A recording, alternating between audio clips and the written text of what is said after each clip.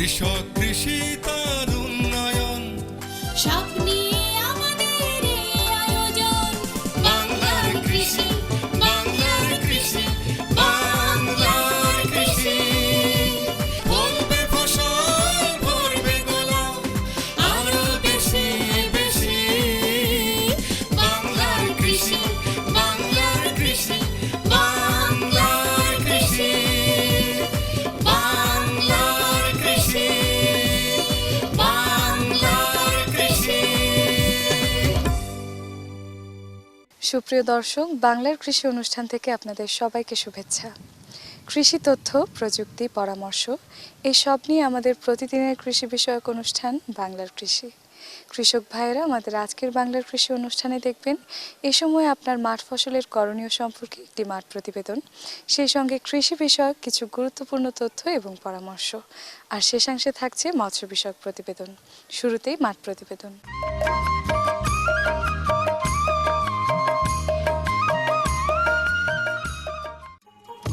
জমিগুলোর নিবিড় ব্যবহারের ফলে দেশে চারণভূমির যথেষ্ট অভাব পরিলক্ষিত হয়। গবাদির খাদ্য হিসেবে খৈল, ভুট্টা, ভুসি এবং BLRI উদ্ভাবিত নেপিয়ার ঘাস ইত্যাদি প্রধান। কিন্তু গবাদির কাঁচা ঘাসের চাহিদা মেটাতে বিভিন্ন অঞ্চলে ঘাসের বিকল্প হিসেবে খেসারি কালাইয়ের আবাদ করা হচ্ছে।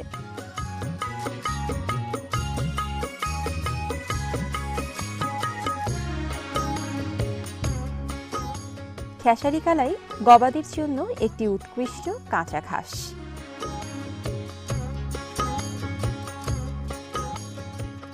ডাল জাতীয় ফসল কেটে গরুকে খাওয়ানো যথেষ্ট বিজ্ঞানসম্মত না হলেও কৃষকের হিসাবে দেখা গেছে যে পরিমাণ খেসারি কালাই উৎপাদিত হয় তার চেয়ে গবাদিকে কাঁচা ঘাস হিসেবে খাওয়ালে অনেক বেশি দুধ উৎপাদন হয়, গবাদি সুস্থ থাকে, অর্থও বেশি আসে। কৃষকদের পাশাপাশি কৃষানীরাও অতি সহজে সহজলভ্য এই ঘাস কেটে গবাদিকে খাওয়াতে পারেন। খেসারি কালাইয়ের পুষ্টিমানও অনেক। শাক হিসেবে কাণ্ডের উপরে অংশ বা আগা উঠিয়ে নিলে আরো নতুন শাখা প্রশাখা গজায়। খেসারি কালাই একদিকে যেমন ডাল জাতীয় ফসল, অন্যদিকে গবাদির একটি উৎকৃষ্ট খাবার।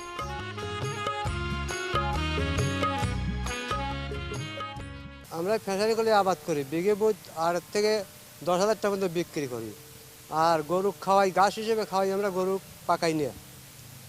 গরু খাওয়ালে পরে স্বাস্থ্য ভালো হয়, গরুর দুধ বেশি হয়।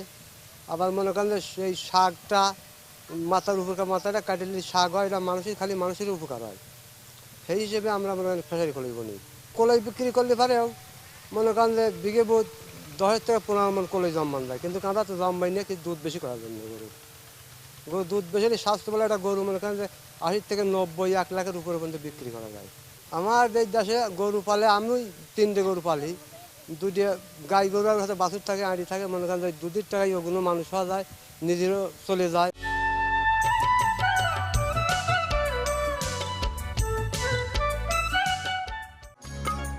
কৃষানীরা এখন শুধু বসত বাড়িতে সবজি চাষে সীমাবদ্ধ নয়, কৃষকদের পাশাপাশি কৃষানীরাও ছড়িয়ে পড়েছেন মাঠে ঘাটে বাণিজ্যিকভাবে সবজি আবাদে। এমনই একজন সফল কৃষানী রূপগঞ্জ উপজেলার পড়শি গ্রামের রহিমা আক্তার। স্বামীর মৃত্যুর পর নিজের মেয়েকে সঙ্গে নিয়ে শক্ত হাতে হাল ধরেছেন। তিনি করেছেন বেগুনের আবাদ, সফলও হয়েছেন। তিনি এবং তার মেয়ে সারা দিন বেগুন খেতে কাজ করেন। ফিতা পাইপের সাহায্যে পানি দেওয়ার সামর্থ্য নেই বলে তিনি নিজ হাতে বেগুন গাছে অল্প অল্প পানি দিচ্ছেন।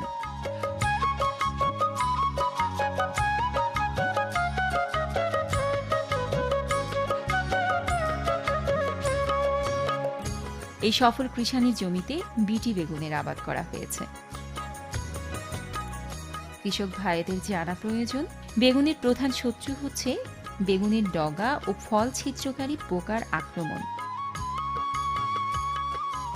এই মারাত্মক আক্রমণ থেকে বেগুনের ফলনকে রক্ষা করার জন্য বাংলাদেশ কৃষি গবেষণা ইনস্টিটিউটের উদ্যানতত্ত্ব গবেষণা কর্তৃক উদ্ভাবিত বেগুনের বীজে ব্যাকটেরিয়া সমৃদ্ধ এক ধরনের জিন প্রবেশ করিয়ে দেয়। ফলে এই ব্যাকটেরিয়ার মাধ্যমে পোকা মারা যায়। এই ব্যাকটেরিয়া মানবদেহের কোনো ক্ষতি করে না।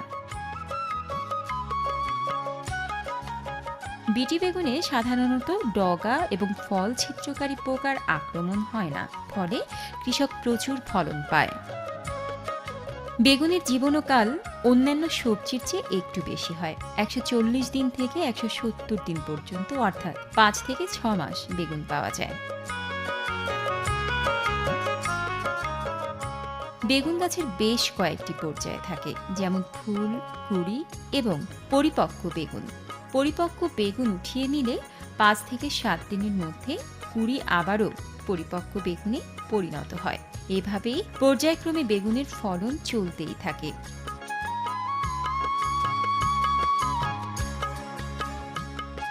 এজন্য বেগুনকে অনেক লাভজনক সবজি ফসল বলা হয়ে থাকে। রহিমা আক্তারের প্রযুক্তিলব্ধ বিটি বেগুনের চাষাবাদ দেখলে চোখ জুড়িয়ে যায়। কৃষকদের পাশাপাশি কৃষানীরা কৃষিকাজে এগিয়ে এলে দেশ দ্রুত এগোবে এবং কৃষির সমৃদ্ধিতে গুরুত্বপূর্ণ অবদান রাখবে। দেশ হবে স্বাবলম্বী।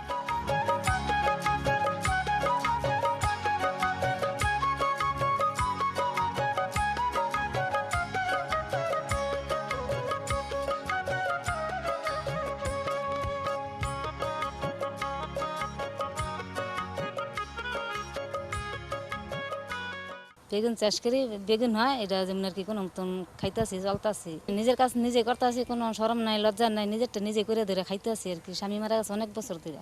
আমার ছেলে একজন, মেয়ে হয়েছে 2 জন। মেয়ে বিয়ে দিছি, ছেলের বিয়ে করাইছে, আর মেয়ে রয়েছে।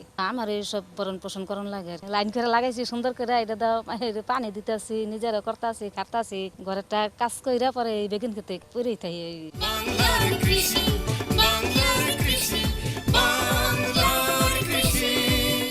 কৃষক ভাইরা দেখছেন বাংলাদেশ টেলিভিশনের প্রতিদিনের কৃষি বিষয়ক অনুষ্ঠান বাংলার কৃষি। এ সময় আপনার মাঠ ফসলের করণীয় সম্পর্কে আপনাদের জানাতেই আমাদের এই বাংলার কৃষি। সঙ্গেই থাকুন এবারে মৎস্য বিষয়ক প্রতিবেদন।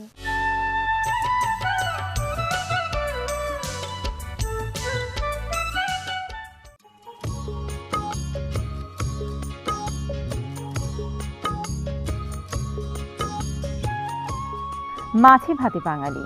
মাছ বাঙালির জীবনের সাথে ওতপ্রোতভাবে সম্পৃক্ত। আগের দিনে প্রাকৃতিকভাবে উৎপাদিত মাছই দেশের চাহিদা মিটত। বর্তমানে সেই অবস্থা নেই বিধায় মাছ চাষের প্রয়োজনীয়তা দেখা দিয়েছে। আর বিজ্ঞান ভিত্তিক মাছ চাষের জন্য প্রয়োজন হয়ে পড়ছে মাছের উপর গবেষণা।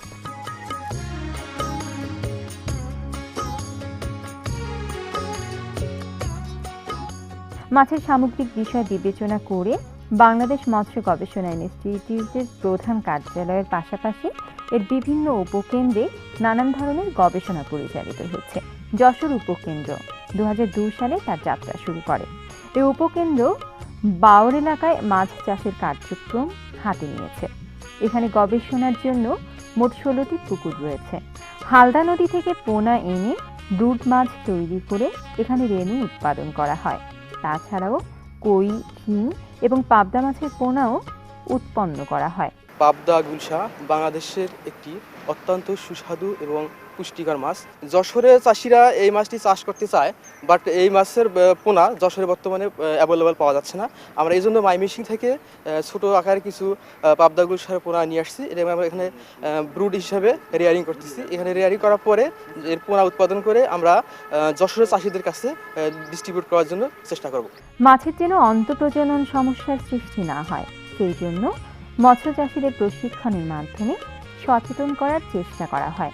ভিয়েতনামি কই মাছের রোগবালাই জনিত সমস্যা নিরূপণ করা হয়েছে। পুকুরের আয়তন অনুযায়ী মাছ ছাড়া মাছের খাবার ব্যবস্থাপনা, পানির গুণগত মান নিয়ন্ত্রণ ছাড়াও বিনা খরচে পুকুরের পানি পরীক্ষা করে দিয়ে মাছ চাষিদের সহযোগিতা করা হয়ে থাকে।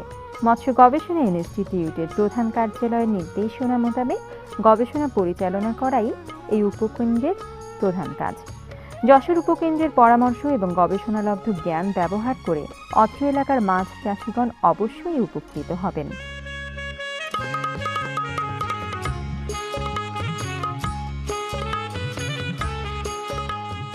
এখানে উদ্ভাবিত নানান প্রযুক্তি ব্যবহারের মাধ্যমে এলাকার মাছ চাষে আরেক ধাপ অগ্রগতি সাধিত হবে, সেটাই প্রত্যাশা।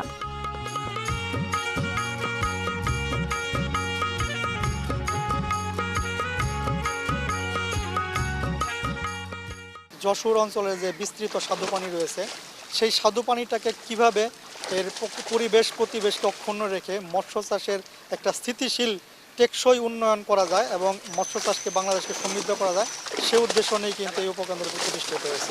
এখানে 2002 সাল থেকে বিভিন্ন সময় মাছের জাত কীভাবে উন্নয়ন করা যায়, বিশেষ করে কার্প জাতীয় মাছের, এবং ব্রিডিং প্রোটোকল কীভাবে ডেভেলপ করা যায় সেগুলোর উপর কাজ হয়েছে। এবং সেগুলোর উপর কাজ হওয়ার পরে এখানে জানেন যে যশোরে এখন বাংলাদেশের মৎস্য সেক্টরের যে পোনা পাওয়া যায় সেটার প্রায় 60% যশোরের এই চাষরা থেকে আসে।